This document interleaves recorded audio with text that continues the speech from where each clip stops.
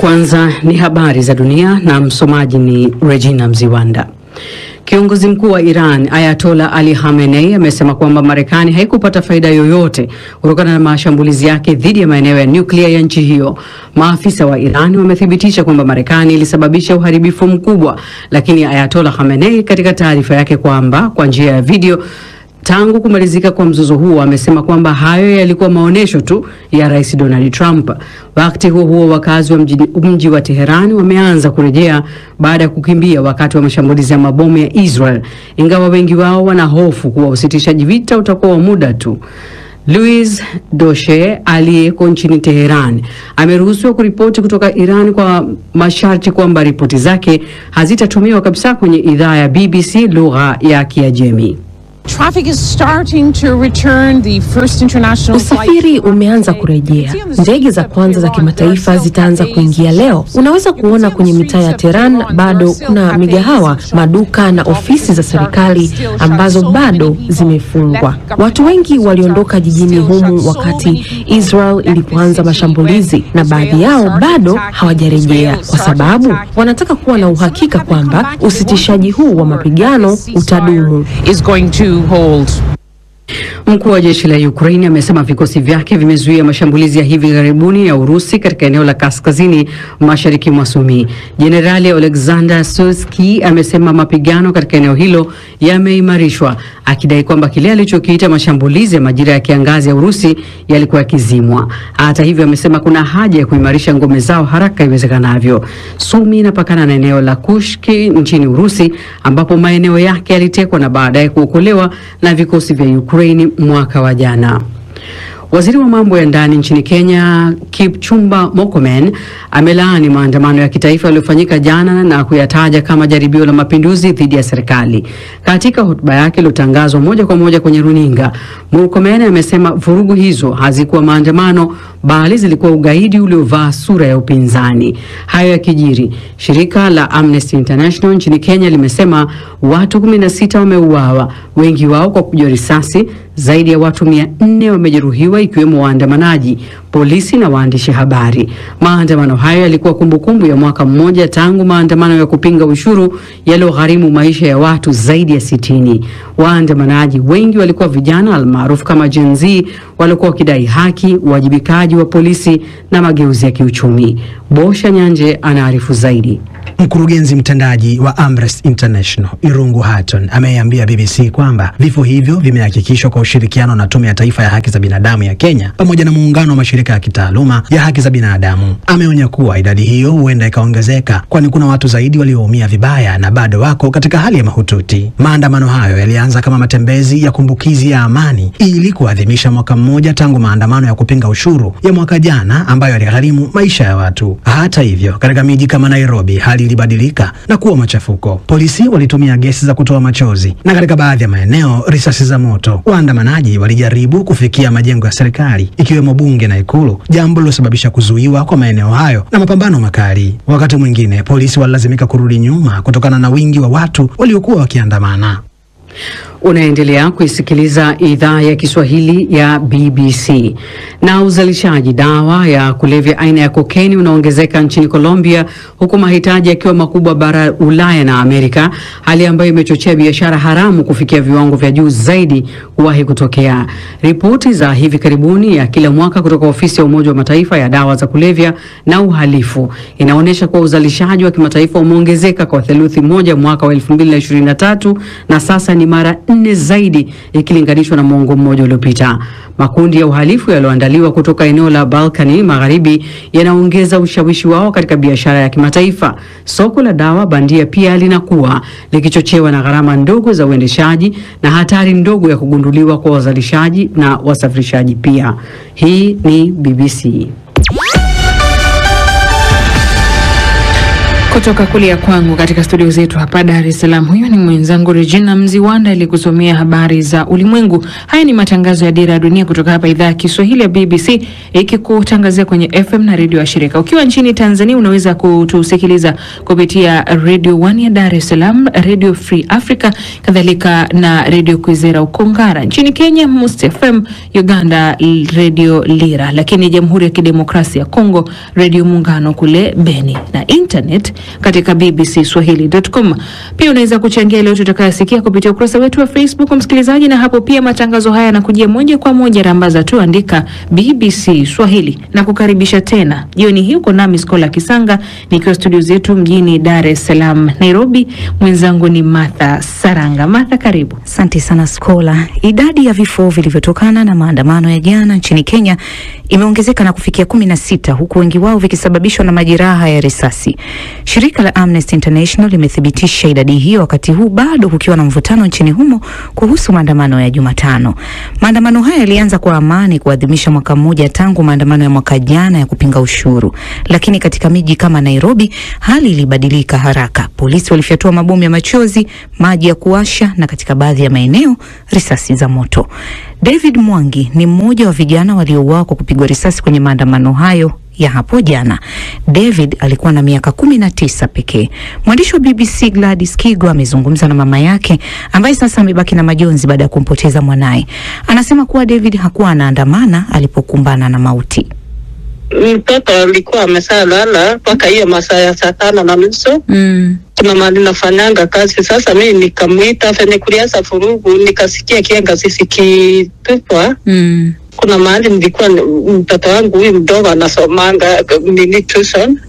Sasa nikamuita nikamwambia niende mtoto. Jumali alikuwa anafanya tuition hapo, ndio furugu inasanga sana. Nikamwambia niende mtoto ndio sasa mlete. Sasa sijui David alipitia hiyo njia kuenda kupata mahali alienda, ndio akapata vijana wameakisa hizi tile kwa barabara. Yeye akasimama aweze kuona kama kutatulia ndio apite kuendea mtoto. Sasa hapo ndio sasa hiyo kitendo ilitendeka. Mimi sikuwa najua, lakini nilikuja kuambiwa baadaye, nikapigiwa simu ni mtoto wangu amesutiwa. Nikaenda kumwangalia nione kama ni yeye. Sasa venye nilienda nilipata ni yeye. Na wakati ulimuona alikuwa ameumizwa wapi? Ameumizwa kichwa, ni risasi tu ilipita kichwa ikatokelezea saidi nyingine. Hata risasi yenyewe tuko nayo. Mko nayo? Kuna mmoja walikuwa karibu na yeye ndiye aliokota hiyo risasi akatuletea. Okay. Na unaweza kueleza unahisi vipi sasa wewe kama mama umempoteza mtoto wako? Alikuwa mtoto wako wa kwanza, una wengine? Huyo ndiye alikuwa mtoto wangu wa kwanza. Niko na wengine, niko na vijana 3. Ndiye alikuwa wa kwanza. Alikuwa shuleni? Alikuwa shuleni ama alikuwa anafanya kazi? Hakuwa anafanya kazi. Alikuwa amemaliza shule? Alikuwa anatarajia kwenda college ama kusoma course yoyote? Alikuwa anatarajia kwenda college.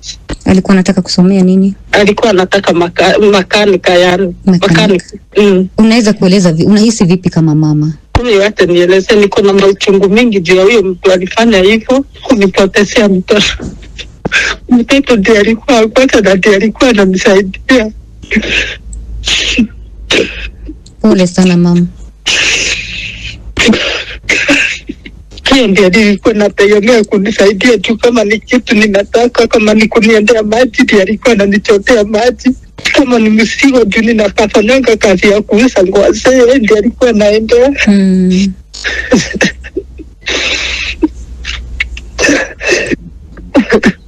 I'm so sorry. Kuna wachungu mingi juu ya huyo mwenye alifanya hiyo kitendo. Na mlienda polisi, mlipata usaidizi wowote? Uchunguzi umeanza ama hamjasaidika kwa vyovyote vile? Kuna kitu tumesaidika nacho. Tulienda watuandikia OB, lakini walituandikia. Wakaandika OB? Na wakasema mtoto nini kimefanyika? Sasa lazima waniulize vile kumefanyika juu mimi mtoto wangu wa maandamano. Mimi ndiye niliita mtoto wangu aniende mtoto wangu huyo mdogo. Sasa ndio akapata hiyo nini. Na kuna wengine pia waliumizwa au? Kuna hao. Pole sana. Ni Gladys Kigo huyo amezungumza na mama ambaye amepoteza kijana wake mwenye umri wa miaka 19 peke yake. Lakini waziri wa usalama wa ndani nchini Kenya Kipchumba Murkomen amelaani vikali maandamano ya siku ya jana Jumatano, akidai waandamanaji walikuwa na nia ya kupindua serikali kwa mapinduzi ya lazima. Victor Kenani na maelezo zaidi.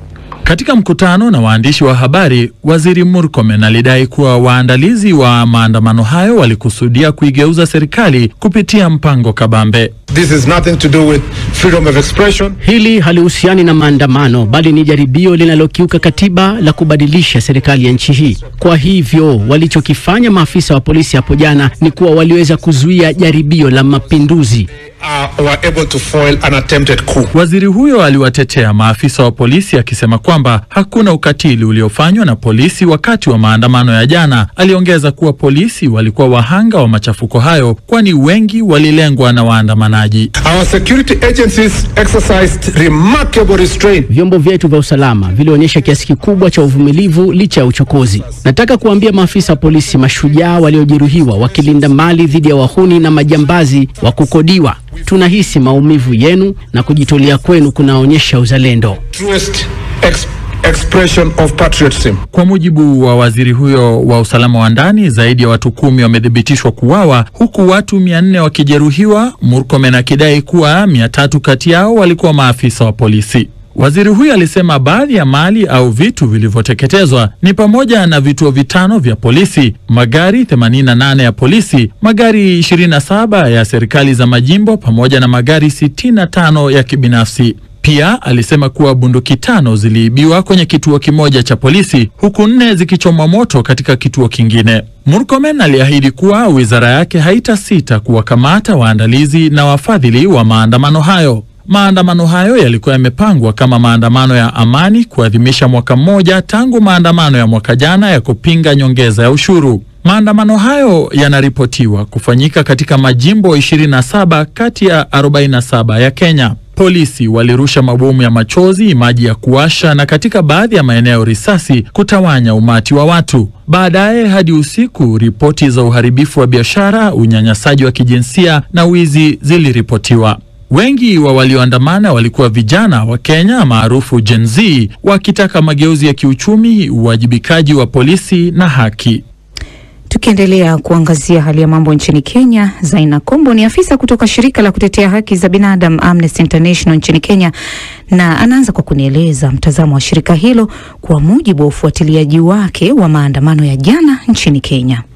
Maafa mengi yalifanyika, so hiyo takwimu ya 16 ndio bado tunajaribu kufuatilia kuangalia kama kuna vingine, kwa sababu sisi hatuwezi tu kusema ama kutoa takwimu, lazima tuweze kufuatilia na kuverify tuone kwamba ile takwimu ni ya ukweli, ama kama tumepata ripoti ya mtu ameaga dunia kwa mtoto wa bunduki, basi lazima tutafute kama ni familia waweze kweli kutufahamisha kwamba jamaa yao ima alikufa ama kama bado yuko hospitalini. Kwa hiyo bado tunaendelea kuangalia, kufuatilia, na pia tukisikiza watu wanatuambia nini kupitia zile hotlines ambazo zilikuwa zimepeanwa, na pia tunaongea na wenzetu kujaribu kufahamu kama takwimu tulizo nazo ndizo pia wao wako nazo, ndio tuweze tukitoa taarifa baadaye itakuwa tumeweza kuiupdate. Zaina, ni masuala gani ambayo hasa kulingana na ufuatiliaji wenu yaliashiria hatari ya ukiukwaji wa haki za binadamu?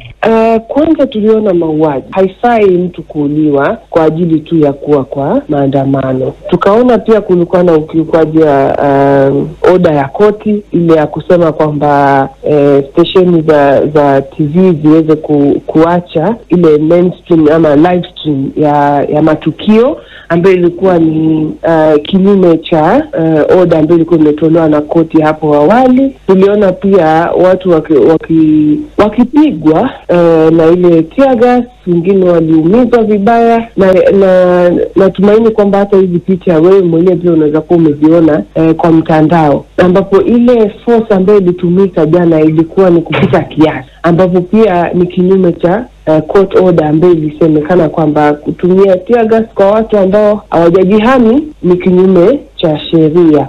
So tumeendelea kuangalia na tunasikitishwa kwamba pia kuna taarifa zinatufikia kwamba pia wanawake walikuwa kunajisiwa, kuna hizo allegations pia ambayo tunajaribu kufuatilia tujue. Pengine kuna wafanyabiashara ambao wanakadiria hasara kwa sasa. Nani hasa wa kulaumiwa kwa hasara kama hizo? Ilikuwa inalazimu maafisa wa polisi kushika doria na kulinda mali ya umma, mali ya watu. Ila kile tulichokiona ni kwamba wengi walikuwa wanafuata waandamanaji, na kwa vile kulikuwa na zile semi za kuwa kuna wale gun ambao wako katika niseme kulipwa na watu fulani waje waharibu maandamano na waje waharibu mali ya umma na mali ya watu, ingepaswa kwamba polisi wangeweza kufuatana na hao watu. Wao wangeweza kulinda ile mali ya umma, na kulingana na protest ambayo ilifanyika I think wiki iliyopita,